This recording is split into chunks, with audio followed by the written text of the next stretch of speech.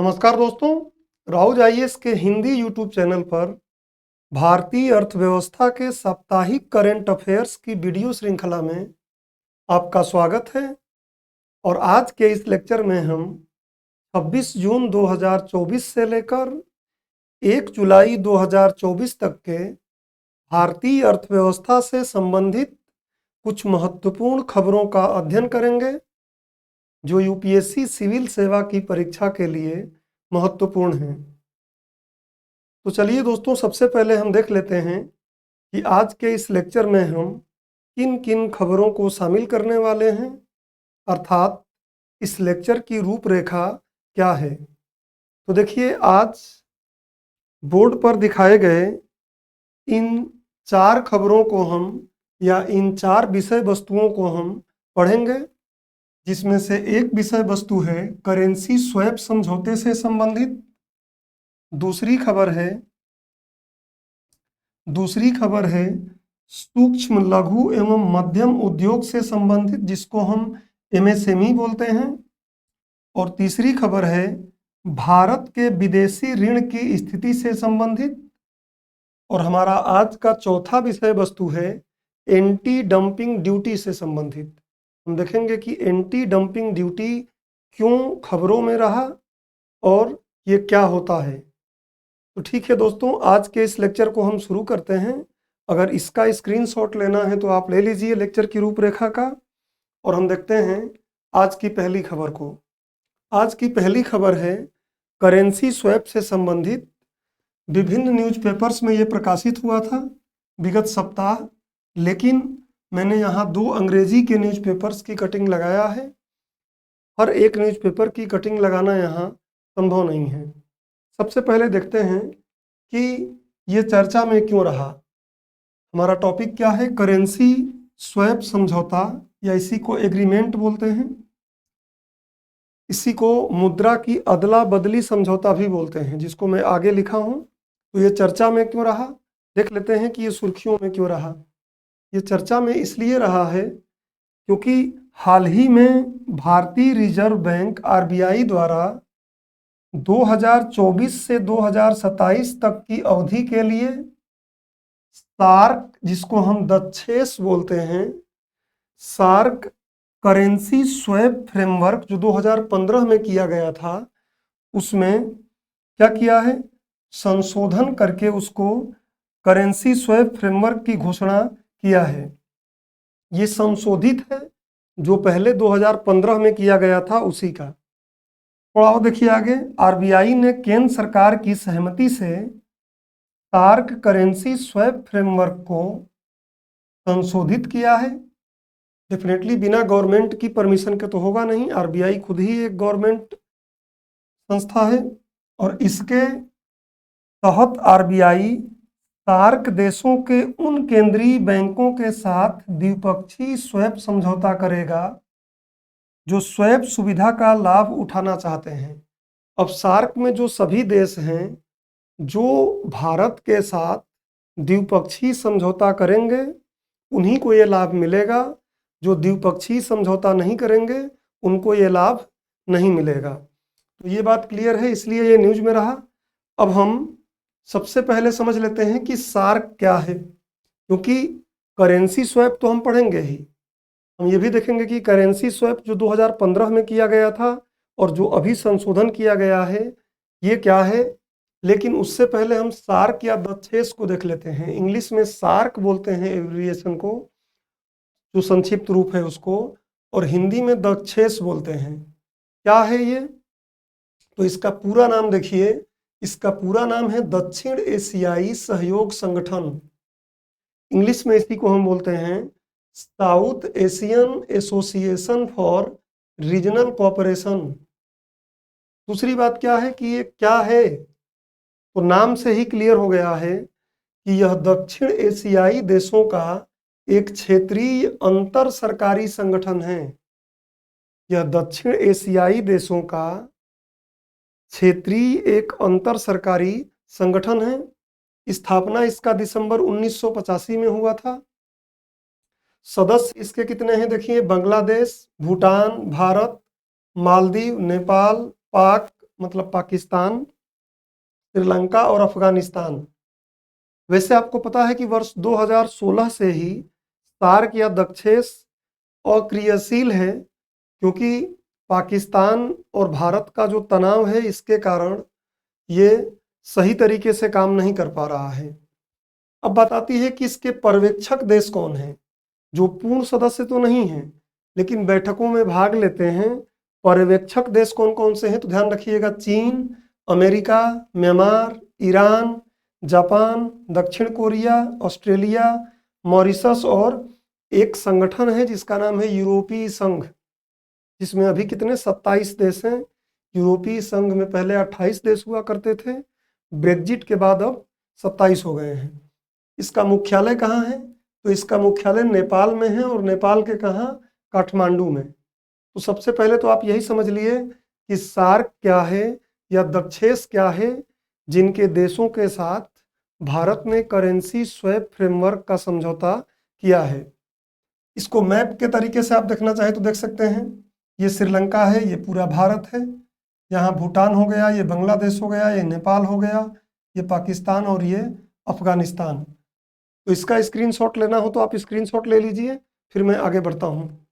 तो इसका स्क्रीनशॉट ले लिए होंगे आप। अब हम लोग बढ़ते हैं, देखेंगे सबसे पहले हम कि मुद्रा की अदला बदली या करेंसी स्वैप समझौता क्या होता है। मुद्रा की अदला बदली या करेंसी स्वैप समझौता क्या होता है।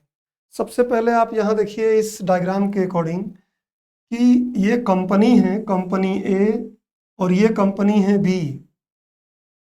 कंपनी ए को पैसा चाहिए किसमें, यूरो में, और इसके पास खुद का पैसा किसमें है, डॉलर में। तो ये दोनों आपस में समझौता करते हैं, और समझौता करने के बाद मान लीजिए इस देश में, ये अमेरिका है, तो अमेरिका में बैंक ए से इसने क्या कर लिया, इस कंपनी ने पैसा लिया $1 मिलियन और इस कंपनी को दे दिया, क्योंकि उसको डॉलर चाहिए था और इसको चाहिए यूरो। तो ये यूरोपियन यूनियन का मान लीजिए कोई कंट्री है, तो अपने बैंक से यूरो लेता है 85 मिलियन यूरो, और लेके इसको कंपनी ए को दे देता है। और यहाँ पे पूरा एक एग्रीमेंट हुआ है, समझौता हुआ है कि कितने समय बाद ये अपना पैसा एक दूसरे को लौटा देंगे, और उस ड्यूरेशन में, उस समय काल में जो यहाँ पे इंटरेस्ट बनेगा उसको कौन लौटाएगा, ये कंपनी लौटाएगी, और जो यहाँ इंटरेस्ट या ब्याज बनेगा उसको ये कंपनी लौटाएगी। तो ये है मुद्रा की अदला बदली करना, मतलब कि इसको यूरो चाहिए था, इस कंपनी से यूरो ले लिया, इसका काम चल गया, और इसको चाहिए था डॉलर, इस कंपनी से डॉलर ले लिया, दोनों का ही काम चल गया। ये कंपनी के स्तर पर भी हो सकता है, व्यापारियों के स्तर पर भी हो सकता है, और देशों के स्तर पर भी हो सकता है। तो अब देखिए ये क्या है, दो देशों, कंपनियों, व्यापारियों इत्यादि के बीच पूर्व निर्धारित नियमों, पहले से सब कुछ निर्धारित रहेगा, पूर्व निर्धारित नियमों और शर्तों के साथ मुद्राओं के आदान प्रदान हेतु एक समझौता या अनुबंध है। तो ये बात आप समझ गए। अब बात आती है इसकी विशेषता क्या है। तो विशेषता से इस बार प्रारंभिक परीक्षा में एक प्रश्न पूछा गया था। क्या था प्रश्न, कि यह एक ओवर द काउंटर वित्तीय साधन है। तो यह एक वित्तीय साधन है, लिखत बोलते हैं हिंदी में, यह एक वित्तीय लिखत या इंस्ट्रूमेंट है, लेकिन ओवर द काउंटर है। ओवर द काउंटर मतलब क्या, कि अर्थात इसका कारोबार किसी केंद्रीकृत एक्सचेंज पर नहीं होता है, जैसे NSE है, BSE है, इन पर इस पर क्रय विक्रय इसका नहीं होता है, इसलिए ये ओवर द काउंटर वित्तीय साधन है, ये ध्यान रखिएगा। इसे FX स्वैप भी कहा जाता है, इसे FX स्वैप भी कहा जाता है, या इसे क्रॉस करेंसी स्वैप भी कहा जाता है, क्रॉस करेंसी स्वैप भी इसको कहा जाता है। इसका फायदा क्या है, तो आप देख सकते हैं कि दो देशों के बीच अगर मान लीजिए हो रहा है, तो दो देशों के बीच ब्याज अंतर का लाभ मिल जाता है उसको। उसके बाद वित्त पोषण लागत को कम करने में ये सहायक है। उसके बाद क्या है, भुगतान संतुलन के अल्पकालिक संकट को दूर करने में सहायक है। अगर मान लीजिए कोई देश ए है, कोई देश यहाँ पे ए है और कोई देश बी है, और इन दोनों ने पहले समझौता कर रखा है, इसको यहाँ पे भुगतान संतुलन, बैलेंस ऑफ पेमेंट की समस्या अगर हो रही है तो ये क्या करेगा, डॉलर में इसको पैसा चाहिए तो यहाँ से क्या करेगा, डॉलर में पैसा ले लेगा अगर इनके बीच समझौता है तो। और वित्तीय संकट के समय ऐसे ही कुछ वित्तीय संकट आता है तो त्वरित प्राप्ति हो जाएगी पैसे की, वित्त की, और वित्तीय स्थिरता को बनाए रखने में ये सहायक है। तो इसलिए करेंसी स्वैप समझौता आजकल बहुत से देश कर रहे हैं। इंडिया भी लगभग 23 देशों के साथ अब तक करेंसी स्वैप एग्रीमेंट कर चुका है। तो इसका स्क्रीनशॉट लीजिए, फिर मैं आगे बढ़ता हूँ। अब बढ़ते हैं आगे, हम समझते हैं कि भारत और सार्क का जो करेंसी स्वैप हुआ है, मुद्रा स्वैप समझौता जो हुआ है, ये क्या है। तो भारत दक्षेस मुद्रा स्वैप समझौता प्रारंभ हुआ था 15 नवंबर 2012 में, और इसका उद्देश्य क्या है, अल्पकालिक विदेशी मुद्रा तरलता आवश्यकताओं हेतु तत्काल वित्त पोषण तथा दक्षेस क्षेत्र में भुगतान संतुलन संकट से बचाव का प्रबंधन करना। श्रीलंका से अलग से भी कर रखा है भारत। उसके बाद क्या है, संशोधित मुद्रा स्वैप फ्रेमवर्क जो है, इसमें कुल कोष 250 बिलियन अमेरिकी डॉलर का बनाया गया है। और क्या किया गया है इसमें, तो देखिए कि भारतीय रुपए स्वैप विंडो खिड़की एक बनाई गई है, और इस फ्रेमवर्क के तहत 2024 से 2027 तक एक समर्पित भारतीय रुपया खिड़की या विंडो की स्थापना की गई है। इसमें विभिन्न रियायतें शामिल हैं जिनका उद्देश्य भारतीय रुपए में मजबूत स्वैप समर्थन प्रदान करना है। तो कुल मिला के जो देश भारत के साथ द्विपक्षीय समझौता कर लेंगे, उनके साथ भारत क्या करेगा, करेंसी स्वैप करेगा, जिससे कि एशियाई जो दक्षिण एशियाई क्षेत्र है, यहाँ पर वित्तीय स्थिरता बनी रहे। अब बात आती है कि एक और दूसरा काम क्या किया गया है इसमें, तो रुपए में है, ये तो केवल रुपए विंडो है। दूसरा है अमेरिकी डॉलर विंडो।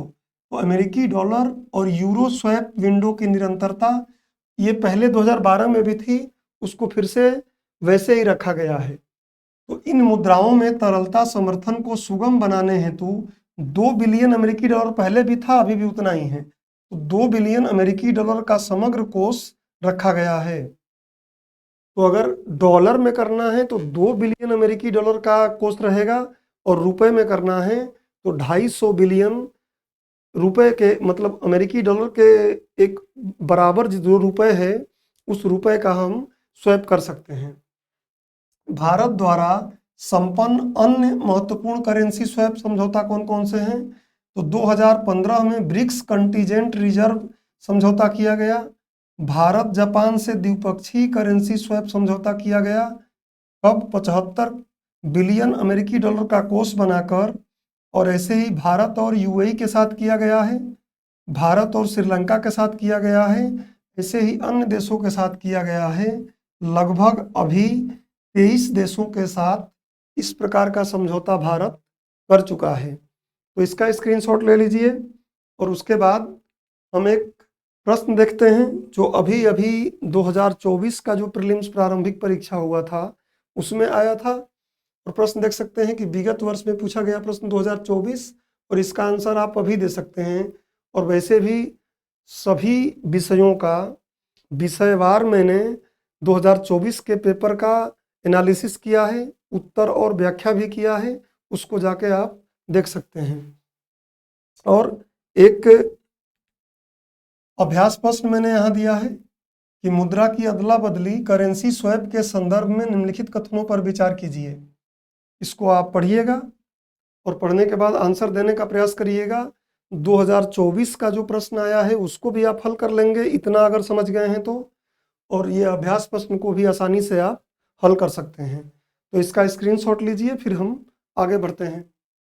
अगला हमारा न्यूज है एमएसएमई डे 2024 कुल मिला के सूक्ष्म लघु एवं मध्यम उद्यम दिवस 2024 के बारे में, जिसको यूनाइटेड नेशन संयुक्त राष्ट्र ने अभी अभी मनाया है। और इसीलिए अभी अभी मतलब 27 जून को मनाया है। प्रत्येक वर्ष 27 जून को एमएसएमई डे मनाया जाता है यूनाइटेड नेशन के द्वारा, अंतर्राष्ट्रीय एमएसएमई डे। भारत भी उसको उद्यमी दिवस के रूप में मनाता है और 2017 से ये शुरू किया गया था और लगातार 27 जून को ये मनाया जाता है। तो इसलिए ये न्यूज में आया। देखते हैं कि न्यूज में क्यों है। सूक्ष्म लघु व मध्यम उद्योग एमएसएमई चर्चा में क्यों रहा है? चर्चा में इसलिए रहा है क्योंकि हाल ही में संयुक्त राष्ट्र द्वारा अंतर्राष्ट्रीय सूक्ष्म लघु एवं मध्यम उद्योग एमएसएमई दिवस 2024 मनाया गया है। प्रत्येक वर्ष 27 जून को मनाया जाता है ये। और कब से? 2017 से। एमएसएमई से मुख्य परीक्षा में प्रश्न पूछे जाते हैं, तो इसको मैं मुख्य परीक्षा के अनुसार ही आपको पढ़ाऊंगा। प्रारंभिक परीक्षा में भी प्रश्न पूछा जाएगा तो आराम से आप हल कर लेंगे। प्रारंभिक परीक्षा में भी इनकी परिभाषाओं से प्रश्न पूछा गया है, तो मैं परिभाषाओं को भी अच्छे से समझाऊंगा आपको। देखिए, एमएसएमई दिवस के बारे में थोड़ा समझ लेते हैं पहले कि कब मनाया जाता है। प्रत्येक वर्ष 27 जून को अंतर्राष्ट्रीय एमएसएमई दिवस मनाया जाता है। कब से? 2017 से। ये ध्यान रखिएगा। थीम इस बार का क्या था? इस वर्ष का थीम क्या था? विभिन्न संकटों के समय सतत विकास में तेजी लाने और गरीबी उन्मूलन के लिए एमएसएमई की शक्ति व लचीलेपन का लाभ उठाना। और अगर हम देखें तो इसी को हम ऐसे भी कर सकते हैं कि इस वर्ष के सूक्ष्म लघु व मध्यम उद्यम एमएसएमई दिवस की थीम एमएसएमई और एसडीजी सतत गोल, जो हमारे सतत विकास लक्ष्य हैं, वो थी। क्योंकि आप देखिए यहाँ पे क्या बोल रहा है कि सतत विकास, तो सतत विकास थी। क्यों महत्वपूर्ण है ये एमएसएमई, क्यों महत्वपूर्ण है? तो सतत विकास लक्ष्य 8 तथा सतत विकास लक्ष्य संख्या 9 के कार्यान्वयन के लिए अत्यधिक महत्वपूर्ण है। कौन? एमएसएमई। सतत विकास लक्ष्य 8 क्या है? गरिमापूर्ण कार्य और आर्थिक समृद्धि। और सतत विकास लक्ष्य 9 क्या है? उद्योग, नवाचार और बुनियादी ढांचा पर विशेष फोकस करना। तो ये तो एमएसएमई दिवस के बारे में हमने देख लिया। एमएसएमई पर इतना जोर देना क्यों आवश्यक है, हमने ये भी देखा। अब देखिए, अब हम आगे बढ़ते हैं और देखते हैं कि एमएसएमई की संशोधित परिभाषा क्या है। आपको पता है कि वर्ष 2006 में एमएसएमई की परिभाषा दी गई थी और उस परिभाषा को बदल के 2020 में एमएसएमई की संशोधित परिभाषा दी गई है, जो काफ़ी अच्छी है पहले से। तो एमएसएमई की संशोधित परिभाषा में देखिए, मापदंड सूक्ष्म उद्यम, लघु उद्यम, मध्यम उद्यम। इससे प्रारंभिक परीक्षा में एक प्रश्न पूछा जा चुका है। मैं प्रारंभिक परीक्षा का प्रश्न नहीं लगाऊंगा आज, मुख्य परीक्षा का प्रश्न लगाऊंगा जो 2023 में पूछा गया है। और अभ्यास प्रश्न भी मुख्य परीक्षा के अनुसार ही दूंगा, क्योंकि मुख्य परीक्षा अब आ रहा है तो हम मुख्य परीक्षा पर ज़्यादा फोकस करेंगे। प्लांट एवं मशीनरी में निवेश अगर कोई उद्यम 1 करोड़ या उससे कम करता है तो सूक्ष्म उद्यम है, और 10 करोड़ रुपए या उससे कम करता है तो लघु उद्यम है, और 50 करोड़ या उससे कम करता है तो वो मध्यम उद्यम है। तो एक क्राइटेरिया प्लांट एवं मशीनरी में निवेश का है। 1 करोड़ या उससे कम है तो सूक्ष्म उद्यम, 10 करोड़ या उससे कम है तो लघु उद्यम, और उसके बाद 50 करोड़ या उससे कम है तो मध्यम उद्यम है। अब वार्षिक कारोबार या टर्नओवर के अकॉर्डिंग देखें तब कैसे इनको परिभाषित किया जाएगा। तब इनको 5 करोड़ या उससे कम टर्नओवर है अगर 1 वर्ष का तो सूक्ष्म उद्यम है। अगर 1 वर्ष का टर्नओवर 50 करोड़ रुपए या उससे कम है तो लघु उद्यम है। अगर 1 वर्ष का टर्नओवर 250 करोड़ रुपए या उससे कम है तो मध्यम उद्यम है। इतनी बात आपको एकदम दिमाग में रख लेनी है, क्योंकि प्रारंभिक परीक्षा में इससे प्रश्न पूछ चुका है पहले यूपीएससी। अब हम बात करेंगे थोड़ा आगे कि अंतर्राष्ट्रीय एमएसएमई दिवस की शुरुआत। हम हर एक बात को पढ़ के चलेंगे जिससे कि एक बात आपको क्लियर रहे। 2017 संयुक्त राष्ट्र संघ द्वारा शुरू किया गया था। भारत इसी को उद्यमी दिवस के रूप में मनाता है और प्रत्येक वर्ष 30 अगस्त जो होता है उस 30 अगस्त के दिन एक मिनट, उस 30 अगस्त के दिन राष्ट्रीय लघु उद्योग के रूप में भारत राष्ट्रीय लघु उद्योग दिवस के रूप में मनाता है। तो भारत भी एमएसएमई पर बहुत जोर देता है। अब थोड़ा आगे हम चलते हैं और देखते हैं कि संयुक्त राष्ट्र संघ एमएसएमई का क्या महत्व बता रहा है। फिर भारत में तो हम देखेंगे ही एमएसएमई का महत्व।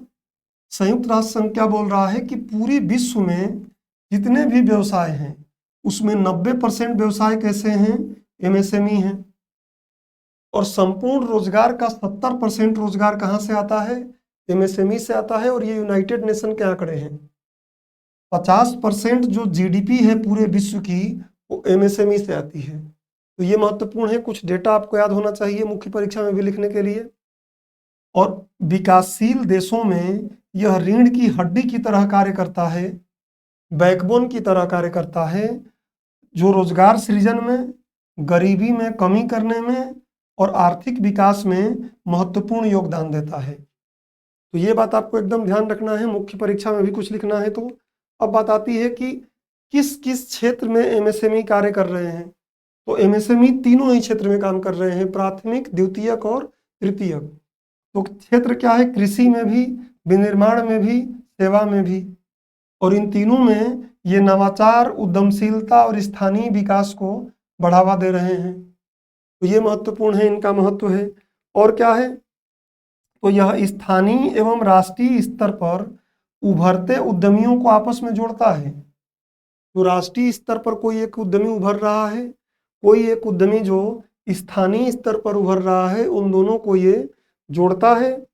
और युवाओं, कार्यशील व्यक्तियों, महिला और अन्य को आय सृजन का अवसर प्रदान करता है। तो बहुत महत्वपूर्ण है ये। इसका स्क्रीनशॉट आप जरूर ले लीजिए। और हम बढ़ते हैं आगे, देखते हैं कि और इसमें क्या है। अब आता है कि भारतीय परिदृश्य से थोड़े आंकड़े देखते हैं। तो एमएसएमई मंत्रालय की 2023 की जो रिपोर्ट है उसके अनुसार भारत में 63 मिलियन से अधिक एमएसएमई हैं और पूरे विश्व में भारत का दूसरा स्थान है। हमसे आगे केवल चीन है और चीन में 140 मिलियन एमएसएमई हैं, इसलिए वो मैन्युफैक्चरिंग का हब भी है। लगभग 30% जीडीपी, पूरे हमारे जीडीपी का लगभग 30% भाग कहाँ से आता है, एमएसएमई से आता है। और 40% निर्यात, जो हमारा टोटल निर्यात होता है उसका 40% कहाँ से आता है, एमएसएमई से आता है। और भारत में लगभग 110 मिलियन से अधिक लोग एमएसएमई में कार्यरत हैं, अर्थात 110 मिलियन लोगों को ये रोजगार प्रदान कर रहा है। तो भारत में ये महत्वपूर्ण चीजें आप दिमाग में रखिएगा। अब बात आती है कि भारत में एमएसएमई के समक्ष चुनौतियां क्या हैं। तो एक तो है वित्त संबंधी चुनौतियां, क्योंकि छोटे होते हैं, अनौपचारिक होते हैं। जैसे भारत में जो भी हैं उसका लगभग 90% के आसपास जो एमएसएमई हैं वो क्या हैं, अनौपचारिक हैं, गैर संगठित क्षेत्र के हैं, अनौपचारिक हैं। और जब अनौपचारिक हैं तो उनको ऋण आसानी से मिलेगा नहीं, यह आपको ध्यान रखना है। तो वित्त संबंधी कुल ऋण का मात्र 16% ही वाणिज्यिक बैंकों से इनको ऋण मिलता है और शेष अन्य स्रोतों से ऋण प्राप्त करते हैं और इसलिए फिर अत्यधिक ब्याज देना पड़ता है उनको। तो ये समस्या है। बाजार तक पहुंच नहीं है, इनके सामानों की बाजार तक सही तरीके से पहुंच नहीं है और इनके उत्पाद जो हैं अंतर्राष्ट्रीय मानकों पर खरा उतर भी नहीं पाते हैं। तो ये बात दिया है, गुणवत्ता मानकों पर खरा नहीं उतर पाते कई बार। उसके बाद लाल फीताशाही, इनके प्रक्रिया या इनके स्थापना में देरी होती है लाल फीताशाही के कारण। जो हमारे देश में विभिन्न प्रकार के, हालांकि अब इसको ईज किया जा रहा है, लेकिन जो विभिन्न प्रकार के लाइसेंस लेने हैं, इस अफसर से मिलना है, उस अफसर से मिलना है, उसमें दिक्कत होती है। असंगठित हैं, लगभग 94% यहाँ देखिए बताया जा रहा है। कम उत्पादन क्षमता इनकी होती है, क्योंकि इनके पास अच्छे खराब तकनीकी अवसंरचना होती है, मतलब तकनीकें इनके पास अच्छी नहीं हैं। और जब तकनीकें इनके पास अच्छी नहीं हैं तो जाहिर सी बात है कि इनका उत्पादन क्षमता अच्छा नहीं है। कई बार प्रतिलोमी प्रशुल्क ढांचा भी इनको बुरी तरीके से प्रभावित करता है। अब प्रतिलोमी ड्यूटी ढांचा क्या होता है? प्रतिलोमी ड्यूटी ढांचा का मतलब ये होता है, मैं आपको पहले भी पढ़ा चुका हूँ इसी सीरीज में, कि अगर हम आयात कर रहे हैं तो कच्चे माल पर प्रशुल्क क्या कर रहे हैं, ज़्यादा ले रहे हैं, और बनी बनाई चीज़ें जब आ रही है, तैयार माल आ रहा है, तो उस पर प्रशुल्क कम ले रहे हैं। तो तैयार माल पर प्रशुल्क कम ले रहे हैं और कच्चे माल पर ज़्यादा ले रहे हैं, तो देश में जो कच्चे माल मंगाकर वस्तुएं बना रहा है, तैयार वस्तुएं बनाने की कोशिश कर रहा है, उसकी लागत बढ़ जाती है और उसके सामान अप्रतिस्पर्धी हो जाते हैं। तो ये प्रतिलोमी ड्यूटी ढांचा हो गया इत्यादि। ऐसे बहुत से चुनौतियां हैं जो एमएसएमई को नकारात्मक रूप से प्रभावित कर रही हैं। अब थोड़ा देखते हैं कि भारत सरकार के क्या प्रयास हैं। भारत सरकार ने बहुत से प्रयास किया है, जिनमें से कुछ मैं आपको बता रहा हूँ। ऋण प्राप्ति के लिए प्रधानमंत्री मुद्रा योजना, उसके अलावा प्राथमिकता क्षेत्रक ऋण, एमएसएमई को प्राथमिकता क्षेत्रक ऋण में डाल दिया है आरबीआई ने, ये भी महत्वपूर्ण बात है। प्रदर्शन में सुधार के लिए एक रैंप पोर्टल जारी किया गया है, और रैंप पोर्टल क्या है? एमएसएमई के प्रदर्शन को बेहतर व तीव्र करना, इस कार्यक्रम का नाम है। एक है असीम पोर्टल जारी किया गया है, जिसका नाम है आत्मनिर्भर कुशल कर्मचारी नियोक्ता मैपिंग। इसके अलावा जीरो इफेक्ट जीरो डिफेक्ट आप कार्यक्रम सुने होंगे, जेड, तो शून्य प्रभाव शून्य दोष प्रमाणीकरण में वित्तीय सहायता प्रदान किया जा रहा है। एक्सपोर्ट में बढ़ावा देने के लिए इंडिया एक्सपोर्ट्स कार्यक्रम चलाया जा रहा है। इसके अलावा भारत सरकार अंतर्राष्ट्रीय लेवल पर जो एमएसएमई क्षेत्र के उत्पाद हैं उनको प्रचारित प्रसारित कर रहा है। भारत में बहुत से ऐसे कार्यक्रम लगाए जाते हैं, जैसे अंतर्राष्ट्रीय मेला लगाया जाता है और उसमें इन उत्पादों को दिखाकर प्रचारित प्रसारित किया जाता है। तो कई ऐसे और भी कार्यक्रम हैं, इतना हमको कहीं लिखने के लिए महत्वपूर्ण है, तो मैंने इतनी बातें आपको बताया। इसका स्क्रीनशॉट लीजिए और फिर हम आगे बढ़ते हैं। अब मुख्य परीक्षा में देखिए 2023 में ही जो अभी सबसे लेटेस्ट मुख्य परीक्षा हुआ है, उसमें प्रश्न आया था कि जीडीपी में विनिर्माण क्षेत्र विशेषकर एमएसएमई की बढ़ी हुई हिस्सेदारी तेज आर्थिक समृद्धि के लिए आवश्यक है। इस संबंध में सरकार की वर्तमान नीतियों पर टिप्पणी कीजिए। इसका आंसर भी आप दे सकते हैं जो मैं पढ़ाया उससे। और अभ्यास प्रश्न, एमएसएमई सतत विकास एवं समावेशी विकास को स्थापित करने में अत्यंत सहायक है। भारत में एमएसएमई क्षेत्र के महत्व एवं चुनौतियों का विवेचना कीजिए। 200 शब्दों में आपको इसका आंसर देना है, तो इसका भी स्क्रीनशॉट ले लीजिए और इसका आंसर लिखने का प्रयास करिएगा। इसका आंसर लिख के आप हमारे टेलीग्राम पर भी भेज सकते हैं, जिसमें मैं आपको बताऊंगा कि कहाँ आप गलत कर रहे हैं, कहाँ सही कर रहे हैं। टेलीग्राम चैनल के लिंक में लगवा दूंगा मैं वीडियो के डिस्क्रिप्शन में, तो इसका स्क्रीनशॉट ले लीजिए। अब बढ़ते हैं अगले प्रश्न की तरफ, हमारा अगले टॉपिक की तरफ या अगले विषय वस्तु की तरफ, जो भारत के विदेशी ऋण से संबंधित है, जो भारत के विदेशी ऋण से संबंधित है, और ये अलग अलग न्यूज़पेपर में प्रकाशित हुआ था। तो हम देखते हैं भारत के विदेशी ऋण की स्थिति चर्चा में क्यों? चर्चा में इसलिए है क्योंकि हाल ही में भारतीय रिजर्व बैंक ने मार्च 2024 के अंत तक भारत के विदेशी ऋण से संबंधित आंकड़े या डेटा जारी किया है।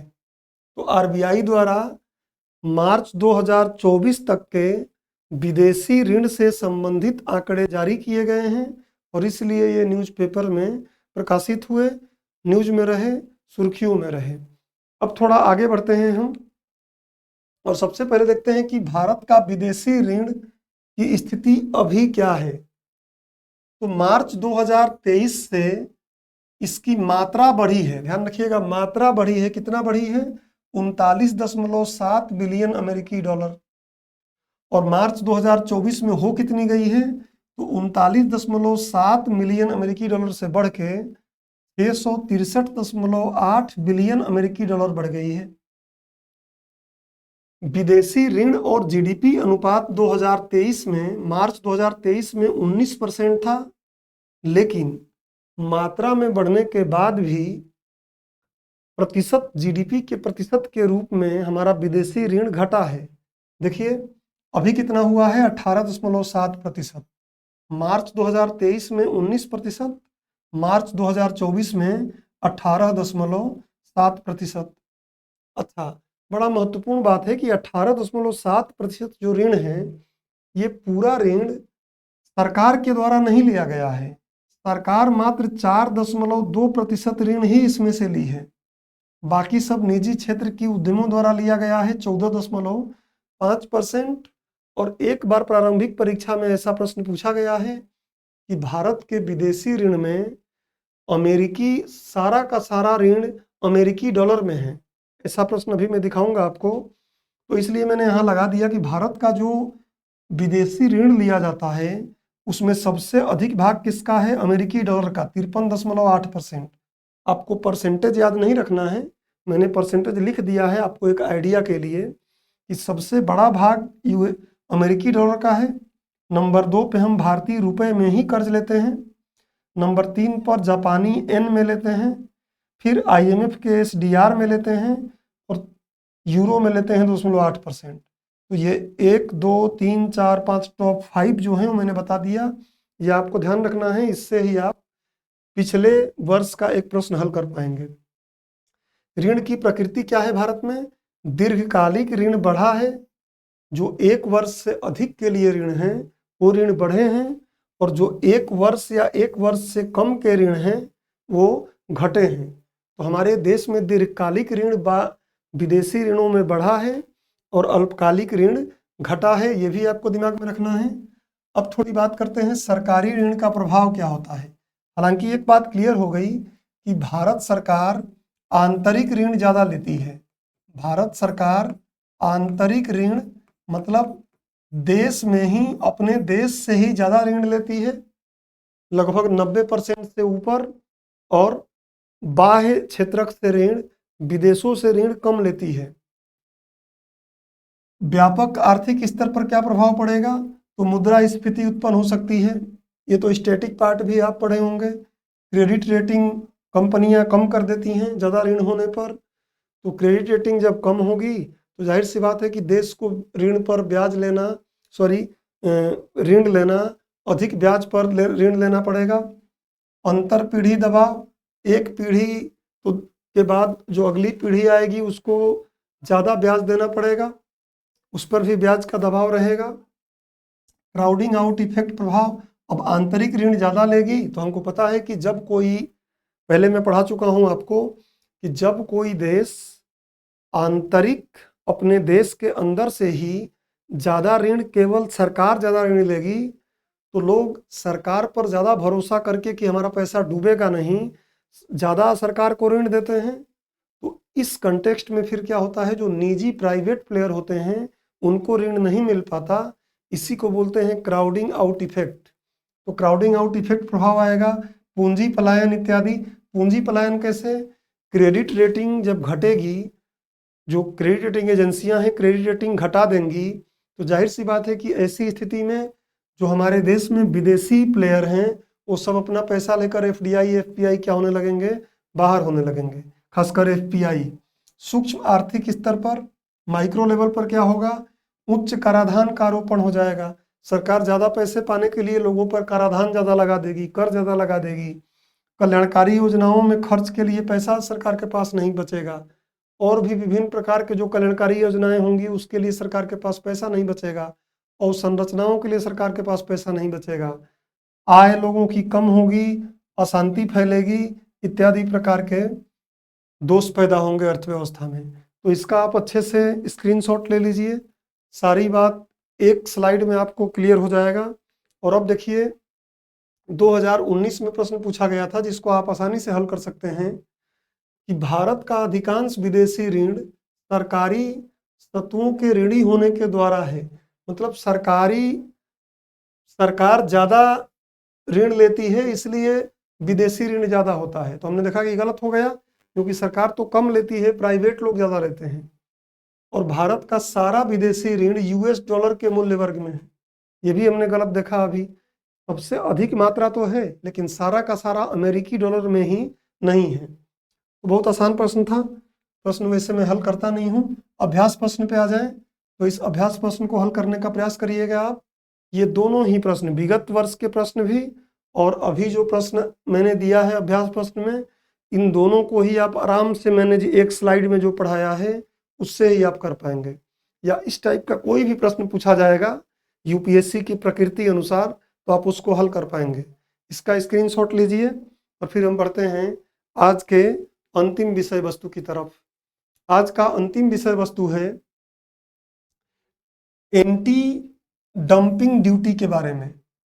एंटी डंपिंग ड्यूटी क्यों न्यूज में रहा है? तो अभी भारत सरकार कुछ देशों से जो फाइबर मंगाया जा रहा है उस फाइबर पर एंटी डंपिंग ड्यूटी लगाने के लिए जांच की प्रक्रिया शुरू की है और इसलिए ये न्यूज में है। देख लेते हैं कि चर्चा में क्यों है। सॉरी, एक मिनट। हाँ, एंटी डंपिंग प्रशुल्क चर्चा में क्यों है? तो चर्चा में इसलिए है क्योंकि भारत ने चीन तो डंपिंग करने का मतलब क्या ही बताएं, डंपिंग क्या है बताऊंगा अभी मैं आपको। चीन, थाईलैंड और बहरीन से ग्लास फाइबर उद्योगों में यूज होता है। एक प्लास्टिक है, मजबूत प्लास्टिक है। ग्लास फाइबर के आयात पर एंटी डंपिंग प्रशुल्क लगाने हेतु जांच शुरू की है। इस शुल्क का उद्देश्य घरेलू उद्योग को सस्ते आयात से बचाना है। ये तो जब मैं अभी डंपिंग आपको समझा दूंगा तो आपको क्लियर ये बात समझ में आ जाएगी। सबसे पहले इसका स्क्रीनशॉट लीजिए और मैं आपको डंपिंग बताता हूँ। डंपिंग की परिभाषा को समझें उससे पहले थोड़ा मैं आपको डंपिंग क्या है ये बताता हूँ। देखिए, मान लीजिए ये कोई देश है, ऐसे ही मैं डब्बे जैसा देश बताता हूँ। ये कंट्री ए है और इस देश में मान लीजिए कि नारियल का तेल किसी कारणवश नारियल का तेल 50 रुपए में बिकता है, 50 रुपए प्रति लीटर में बिकता है इसके आंतरिक अर्थव्यवस्था में। लेकिन यहाँ एक दूसरा देश है बी। अब ये क्या चाहता है कि ये यहाँ देखता है कि यहाँ भी 50 रुपए में ही नारियल का तेल प्रति लीटर बिक रहा है, लेकिन ये चाहता है कि इस देश के नारियल तेल की जो उद्योग है, इंडस्ट्री है, उसको बर्बाद किया जाए। तो ये क्या करता है, यहाँ से इसको निर्यात करता है। और निर्यात कितने में करता है? 50 नहीं बल्कि 40 रुपए में निर्यात करता है। और जब 40 रुपए में निर्यात करता है तो यहाँ निर्यात वाला जो तेल आएगा ये क्या हो जाएगा, सस्ता हो जाएगा। और जो इस देश में पहले बन रहा था वो क्या हो जाएगा, महंगा हो जाएगा। तो लोग क्या करेंगे, इस तेल को ज़्यादा खरीदेंगे और इस तेल को नहीं खरीदेंगे। इस तरीके से इस देश की जो नारियल तेल का उद्योग है वो क्या हो जाएगा, बर्बाद हो जाएगा। तो इसी बात को हम बोलते हैं डंपिंग करना। इस बात को हम क्या बोलते हैं, डंपिंग करना। डंपिंग करना मतलब किसी देश की अर्थव्यवस्था में कोई वस्तु या सेवा जितने मूल्य में बिक रही है, अगर वो उससे कम मूल्य में किसी दूसरे देश को निर्यात कर रहा है तो हम बोलते हैं कि ये देश ए देश बी को, या देश ए देश बी में नारियल तेल का डंपिंग कर रहा है। ये आपको ध्यान रखना है।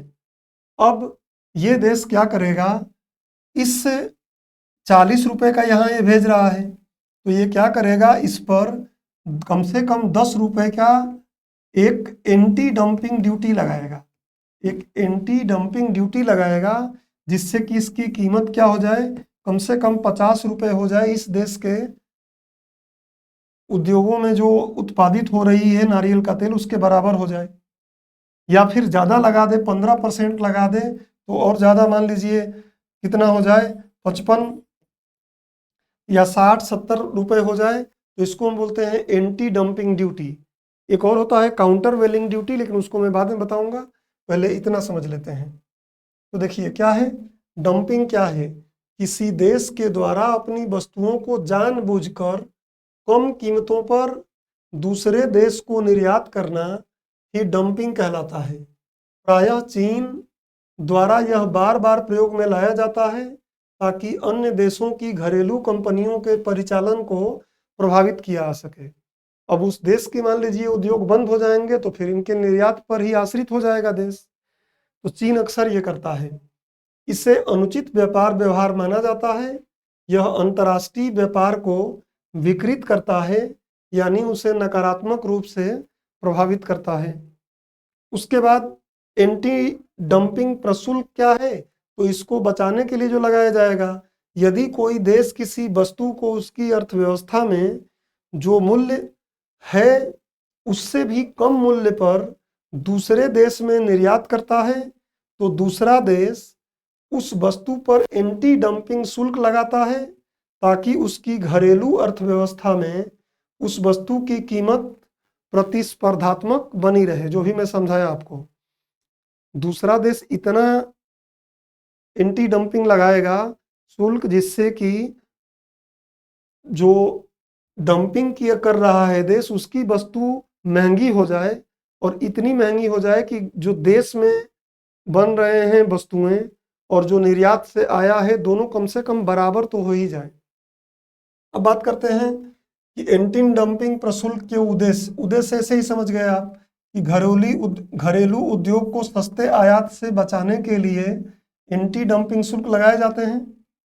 निष्पक्ष प्रतिस्पर्धा सुनिश्चित करने के लिए WTO एंटी डंपिंग समझौते के तहत, WTO में एक एंटी डंपिंग समझौता भी हुआ है और WTO इसको बुरा नहीं मानता, बोलता है कि एंटी डंपिंग समझौते के तहत एंटी डंपिंग उपाय करने की अनुमति दी गई है।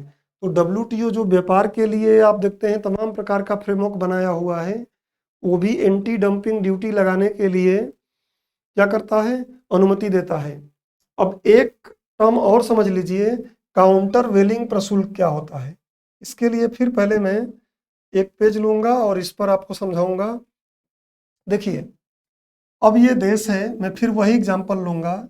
ये देश ए है और नारियल का तेल बना रहा है, नारियल तेल बना रहा है, और ये नारियल तेल क्या कर रहा है, यहाँ पर प्राकृतिक संसाधन ही ऐसे हैं, मान लीजिए कि यहाँ पर नारियल की खेती बहुत अच्छी होती है, प्राकृतिक संसाधन ऐसे हैं कि यहाँ पर 1 लीटर नारियल का तेल, 1 लीटर नारियल का तेल कितने में, 50 रुपए में बन जाता है।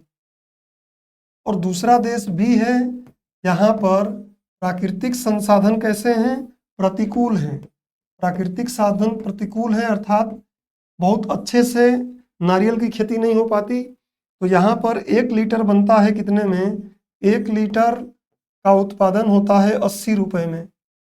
अब ये इसके आंतरिक अर्थव्यवस्था में भी ये 50 रुपए में बिक रहा है और ये निर्यात भी कर रहा है 50 रुपए में भी, 50 रुपए में निर्यात भी कर रहा है। तो ये कुछ भी गलत नहीं कर रहा है, लेकिन इस देश की अर्थव्यवस्था पर बुरा असर पड़ेगा। यहाँ के उद्योग क्या होंगे, कंपटीशन नहीं कर पाएंगे इस आयातित वस्तु से। तो फिर ये देश क्या करेगा, कम से कम 80 रुपए करने के लिए जो भी यहाँ पे X% टैक्स लगाएगा या शुल्क लगाएगा, उसका नाम अब हम काउंटर नहीं बोलेंगे, उसको हम बोलेंगे काउंटर वेलिंग, उसको नाम देंगे हम काउंटर वेलिंग ड्यूटी या काउंटर वेलिंग शुल्क। क्योंकि ये काउंटर कर रहा है कि आपका देश का उद्योग तो चले लेकिन हमारे देश का उद्योग भी चले, नहीं तो आपका सस्ते आयात हमारे देश के उद्योगों को खा जाएंगे।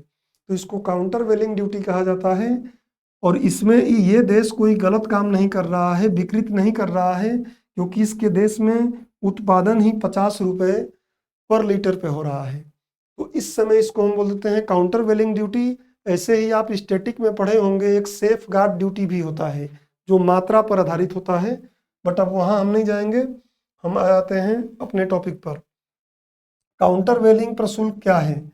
अब यदि पहले देश में किसी वस्तु की कीमत उचित परिस्थितियों, जो प्राकृतिक संसाधन की अनुकूलता बोला, उचित परिस्थितियों के कारण वास्तव में ही कम हो और वह उसी मूल्य पर दूसरे देश को निर्यात करे, तो दूसरा देश उस वस्तु पर काउंटर वेलिंग शुल्क लगाता है ताकि घरेलू अर्थव्यवस्था में वह वस्तु प्रतिस्पर्धी बनी रहे। तो इस समय इसका नाम क्या हो जाता है?